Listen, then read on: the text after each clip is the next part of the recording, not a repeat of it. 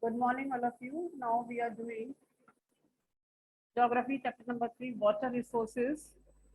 Now today we'll discuss about dams or multi-purpose projects. Multi-purpose projects, that is a river valley project on a large scale. That is for hydro project for water retention, canals and irrigation, water processing and pipeline. Traditionally built to impound water and rain harvest that could use later to irrigate agriculture. But nowadays, dams are built for multi-purpose uses, and this is the reason it is called multi-purpose projects. Now, some dams of India. Uses of multi-purpose projects: electricity generation, flood control, water supply, irrigation, and help to promote tourism also. And after India's independence, dam is considered as the one which lead to the nation to development and progress. And when we are talking about dams, that is Bhakra Nangal project that is on Satluj Basin, used both for hydel and irrigation. Hirakud project, which is the longest dam of India on Mahanadi Basin, integrates conservation of water with flood control. And this is the reason that our first Prime Minister Pandit Jawaharlal Nehru considered dams as the temples of modern India. And the reason was because dams or multi-purpose projects integrate the development of rural and urban. Because development of agriculture, that is the development of village, and rapid industrialization and growth of urban economy. But when we are talking about advantages of multi-purpose projects, some adverse effects of dams or multi-purpose projects. Regulating and damming of rivers affect the natural flow of water, causing poor sediment flow and excessive sedimentation at the bottom of the reservoir. Dams also fragment rivers, making it difficult for aquatic, that is water animals, aquatic fauna to migrate. Degradation of forest and soils due to the submergence of during floods. Irrigation pattern has changed from subsistence farming to intensive farming, and result is ecological imbalance. It also causes earthquakes, waterborne diseases, and pest and pollution resulting from excessive use of water. Dams have created conflicts among the people,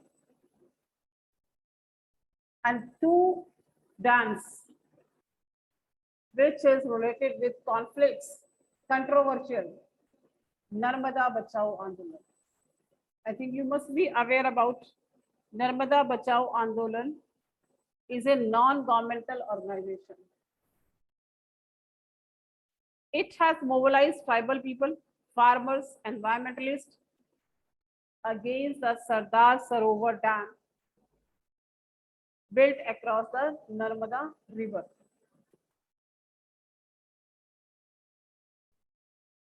It is originally focused on environmental issues related to trees that would be submerged under the dam water. But now it has refocused to enable the poor citizens displacement of tribal community. In economic chapter number 1, we have discussed about that. What will be the goal of Adivasi from a river Narmada Valley. That is the establishment of their areas. Tehri Dam Andolan are also associated with the conflicts over the making of dams. Now, water harvesting. Water harvesting, that is also not a new concept. This is also a traditional method. In ancient India, along with the sophisticated hydraulic structures, tradition of water harvesting system. And in the ancient period, people were having the knowledge about depth knowledge of rainfall designs, soil types, techniques to harvest rainwater. And this is the reason in most of the historical places you will find the rainwater harvesting system. Now we will discuss about how people are harvesting rainwater. Rainwater harvesting is the accumulation and storage of rainwater for reuse on site rather than allowing it to run out. Waste ho, we can reuse that water.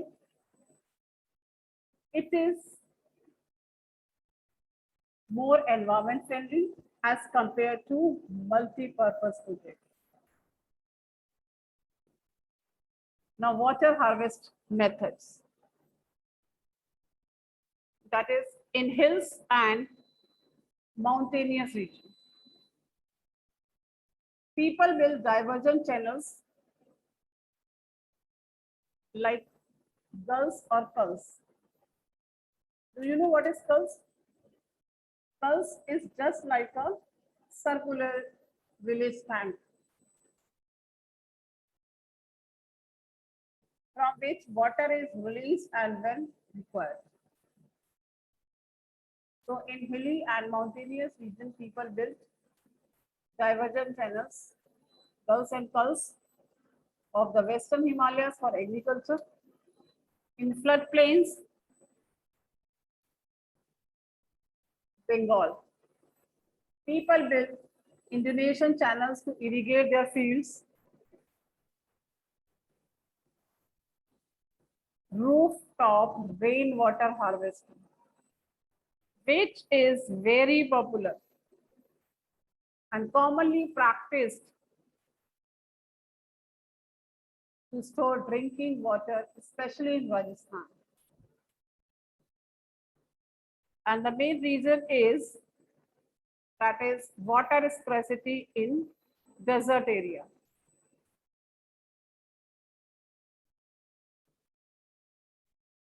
And this is the best method to preserve water for the future use. In arid and sub-arid regions, agriculture fields were converted into rain-fed storage.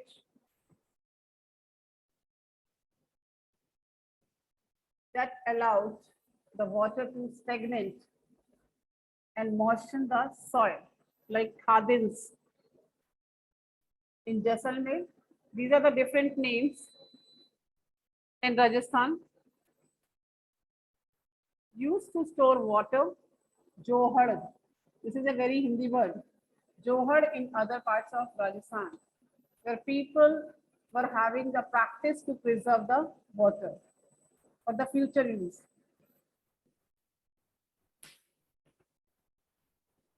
Another word, that is rainwater, which is stored in underground tanks, is potable water, which is a reliable source of drinking water. And this is the major source of water when all the other sources have dried up. And rainwater is the purest form of drinking water also. You just see the tank or tankers of Rajasthan. Tanks are built within the house or in the courtyard. If you will visit Rajasthan and other places, who is this Asima enter the waiting room? They are connected through pipes with rooftops. Rainwater comes through these pipes into the tanks from the rooftops. First spell of rainwater is gusty, so it is not allowed to go through pipes into the tanks. So rainwater of the subsequent showers are collected in the tankers. So rainwater is stored in the tankers up to the time of next rainfall. It ensures regular water supply during dry season also. Next, bamboo irrigation system, drip irrigation system. That is also another way, especially in Meghalaya. This is a 200-year-old system of tapping stream and spraying water by using bamboo pipes is prevalent. About 80 to 20 liters of water enters the bamboo pipe system,